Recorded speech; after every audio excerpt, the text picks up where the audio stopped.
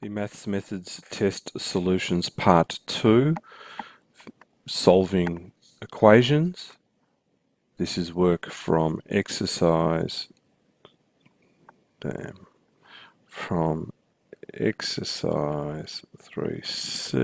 It's the equation work in the chapter. The first question is a quadratic equation to be solved, and to solve that we will need to factorize it. To factorize it, we would try the cross method. If you think about what the brackets would be in the cross method, and I'll do some doodling over here, they could be 3x and 2x to get the 6x squared. They could also be 6x and x to get the 6x squared. It's a bit unclear which it is, although I think the 6x and x might create larger numbers here, and I'd probably be tempted to start with 3x and 2x. So I'm going to start looking for brackets of 3x and 2x, and the methods I use is to set up a cross here with all the numbers that can multiply to minus 4. Now, the numbers that can multiply to minus 4 include negative 1 and 4, or 1 and minus 4. Could also be the other way around. The two brackets are different, so you've got to try those numbers both ways around. So it could be 4 and minus 1, or minus 4 and 1. Other numbers that can multiply to negative 4 would be 2 and minus 2. So we could have 2 and minus 2, or minus 2 and 2. So they're all the possible combinations that multiply to 4 that could go into the brackets alongside the 3x and the 2x. And so now you work down the line doing cross multiplication to see which could possibly add to minus 5 in the middle. 12 subtract 2 is 10. It's not going to be that. Minus 12, I'm going across. Add 2 is negative 10. It's not going to be that. Minus 3 and 6. So that's a minus 3 there and 6. That is plus minus 3 and 8, sorry. Minus 3 and 8 is plus 5. It's not that, but the next one, 3 and minus 8, gives me minus 5. And that's what we want. I don't need to check the other two brackets. I now know that this problem becomes 3x with negative 4 and 2x with 1 equals 0. I would probably do a quick check in my head. Multiply to minus 5, minus 4, minus 8, and plus 3x is minus 5x. That seems to work. To solve that equation, we use the null factor law. So we're now going to apply the null factor law, which says if two things multiplied together equal 0, then either the first is 0 or the second is 0, or they both are 0. So 3x minus 5 must be 0, so 3x must be equal to 4, so x must be 4/3. There's one possible solution, and then we look at the second bracket, the 2x plus 1, that could be equal to 0, the 2x would therefore be equal to minus 1, x would be equal to minus a half. So therefore we've got two solutions. Typically you write them in a list, you start with the smallest one. So you'd write x equals minus a half and 4/3. In terms of the 3 marks, you would get 1 for this working here and then correctly writing out the two brackets. So 1 for getting the two brackets and then 1 for each of the solutions. That's the way we mark that for applying the null factor law and getting the solutions. Second problem is there. Second problem, we need to group it all on one side. We always would group all on one side, make it equal to 0. I don't like a negative x squared, I'd much rather a positive x squared, so I'm going to take both of these terms to the other side of this equal sign there, and so I'm going to put 0 equals x squared, take 6x and 6. X squared, so add the x squared over, subtract the 6x over, and 6. First thing I would try is cross method. The two numbers in the brackets, the A and the B, must multiply to give me 6, and they must add to give me -6. And I think about that for a second, and I realise that can't be done. Could be 6 times 1, but that's not going to add to 6, it's going to add to 7 or 5.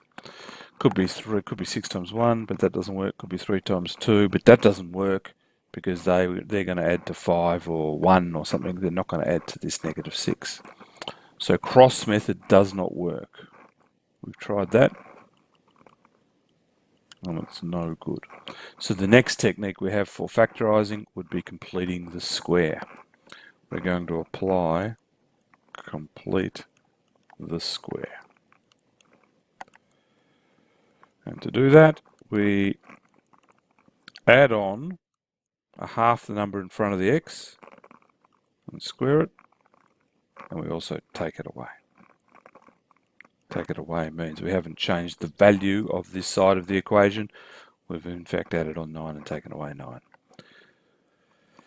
By adding on half of the coefficient of x and squaring it, we form, with those three terms there, a perfect square. It will in fact be x minus 3 squared. You can see the x and the -3. And we've also got plus 6 minus 9. So naught equals x minus 3 squared minus 3.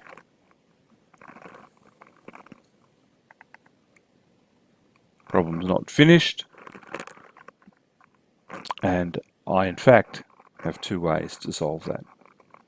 I could use a difference of perfect squares like on the first page, or I could take the 3 to the other side and square root both sides. Either way is okay. In fact, I'll do them both. X minus 3 squared equals plus 3. If I take the 3 over, x minus 3 equals the root of plus 3, and there are, of course, 2 square roots of any positive number. So x must equal, add that 3 over, 3 plus or minus root 3. They're the solutions, 3 plus or minus root 3. You could write 3 plus root 3, comma, 3 minus root 3. You're allowed to put the two solutions together in that format. The other way to solve this problem, treat it as adopts.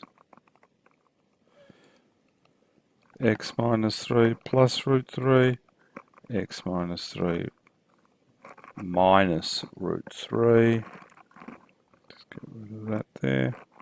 Just going to tidy that up while I'm at it.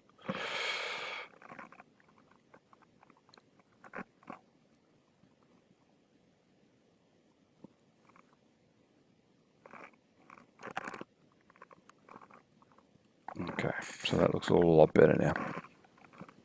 X minus 3 plus root 2, x minus 3 minus root 3. Then you'd apply the null factor law, and if you did that, you would end up with x equaling 3 plus or minus root 3, the same, applying the null factor law. So there were two ways to get the same answer. We would have given a mark for appropriately completing the square, and then a mark for each of the two answers, either way that you do it. This doesn't present immediately as an equation problem. We're drawing a graph and we've got to find the x-intercepts, but when you have to find the x-intercepts, you let y equal 0. By letting y equal 0, we have, of course, an equation to solve.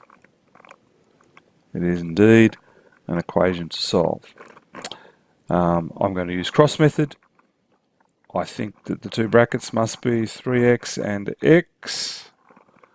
And so I'm going to do my little cross over here with 3x and x. They're my two brackets, and I'm going to put the numbers next to them that could possibly multiply to 10 to try and find what that would be. That could be... and the other thing to notice is they've got to multiply to 10, but add to -11, so they're both going to be negative numbers. So it could be -5 and -2 that way, or -2 and -5 that way, or -10 and -1 that way, and -1 and negative... all of those are possible. Multiply to 10, add to -11. Let's just do a quick cross. -6, -5, -11, bingo. That's pretty easy. You could have checked other ones. Negative 15 minus 2, that's negative 17. Negative 3 minus 10, that's negative 13. Negative 31 or something for that last one. But this was the solution here. So the brackets are 3x minus 5 and x minus 2. Apply the null factor law again. 3x minus 5 equals 0.